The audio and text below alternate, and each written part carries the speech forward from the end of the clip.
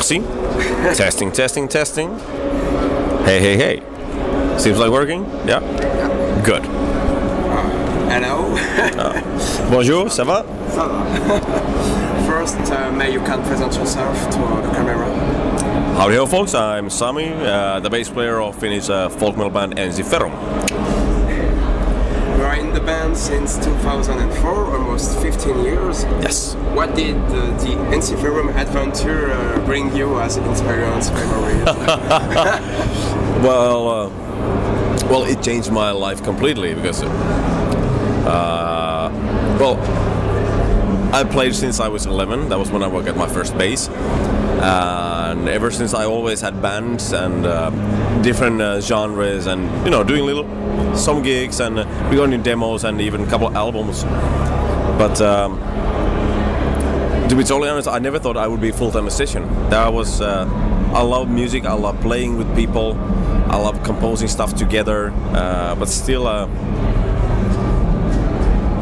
what Ensiferum really did, it made me a full-time musician, so it totally changed everything that I was thinking about live, because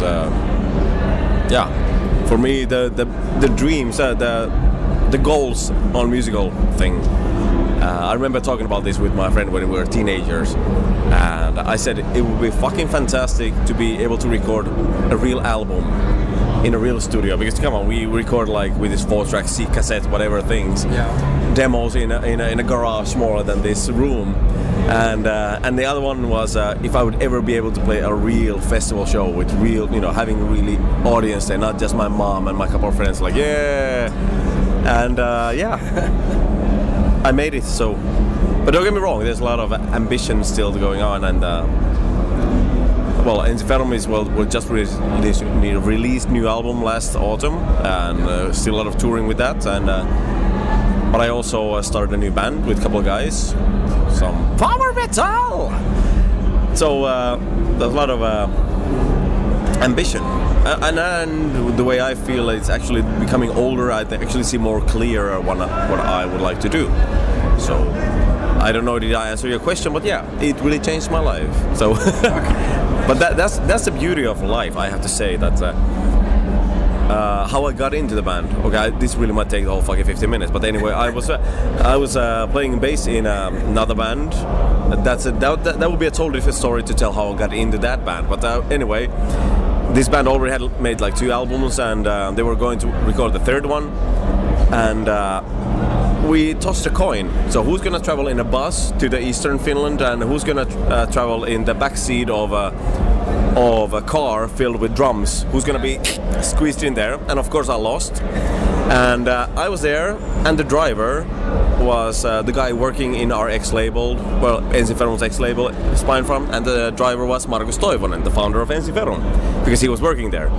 So he gave me and the drummer of that band called Rapture, gave us a ride to the studio, and the next day they were recording drums. So I was like, okay, I'm gonna get to a bar, I'm gonna get wasted today because I don't have to record anything tomorrow, of course.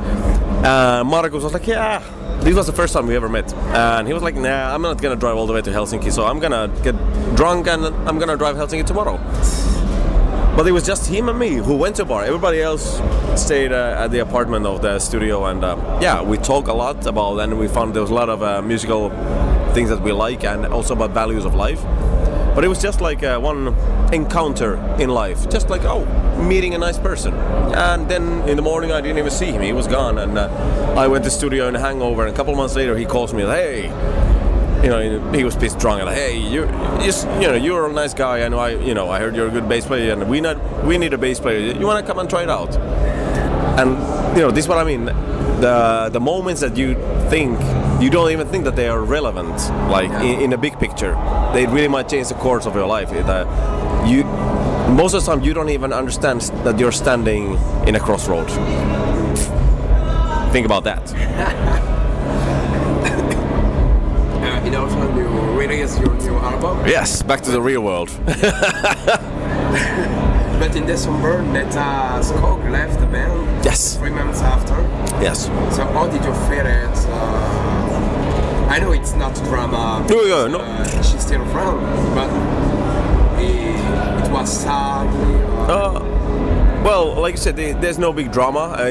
Being in a band is it's really hard work.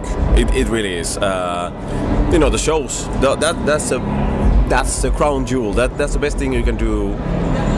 The way I see it, playing live for audience, it's fantastic. And writing music together with people that you love, it's fantastic. But it also includes. It takes a lot of time. Yeah. Everything else, traveling, for example, that we travel a lot per year. There's so much traveling that I'm really waiting for them to invent a teleport. But anyway, that in life we have only 24 hours, and we have to make decisions. What's the thing that we want to do that's worth the time doing it, and also that's the time away from something else. So there's no big drama, but when you're doing something, especially band, when it's a marriage of many people, so to say, when everybody is giving 110%, then everybody has to give 110%. There is no room to some people not to give everything, because then it doesn't work anymore. Then it collapses, and that's life, and that's what happened. Like Jari, the first singer, the guy from Winterson. He's a really good friend of ours, but he had ambition. He wanted to do his own thing. Yeah. He still wanted to be in Ensiferum, but that was not possible because Ensiferum had tours coming, and he wanted to concentrate on writing Winterson's first album. Same thing, if you want to do something, then that's follow your heart, do that. Yeah. And same here. It's just. But the band has to go on, like Celine Dion says, my band will go on. Well, she sang my heart will go on, but it should have been my band go on. I'm getting drunk here. But hey, Netta, all the best. Well, we're still friends, and I'm really... Well, she's incredible musician, and maybe the thing that we're missing, of course, her fantastic persona and her love for crappy humor. And stage presence. She's an excellent performer, and I'm sure the musical world will hear a lot from her. Anyway, your last album has been released in September last year. But Yes. You continue your tour. Have you planned to take a break? No. No. No, because as a musician, it's. Well, of course, you have to live your life, because that's where you get the emotions that you need to express. Because music is a form of art, and it's the way to express something. And of course, you need to live a little to get something that you need to get out. So that way, break, yeah, but. Intentionally, we don't have breaks. All the time we're working with new songs. Well, summer now we're focusing on the summer festivals and trying to enjoy the little bit of the sun that we have in Finland. But I would say in September we'll go back to rehearsal room and check all the old ideas that we didn't finish for the last album. And I know I have a couple ideas, and Markus also have a couple ideas. So, and then we start working with the next album. So. The circle of life. In June, you've launched auditions by Facebook for a new keyboardist and back vocals. Why did you choose this way, and do you find the right one? Well, I've checked I would say almost 100 applications already, and it's crazy. I really feel humbled how great musicians around the world have contacted us that they want to be part of Ensiferum and be part of the improving the music and be part of the live thing. And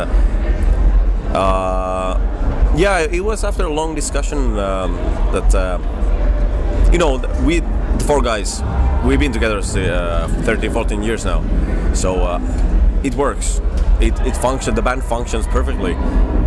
But we are also ambitious as musicians, and we wanna push it forward. But oh, for fuck's sake! I'm really sorry. Okay. Anyway, we're checking applications, and no decisions have been made yet. We're not in a hurry, and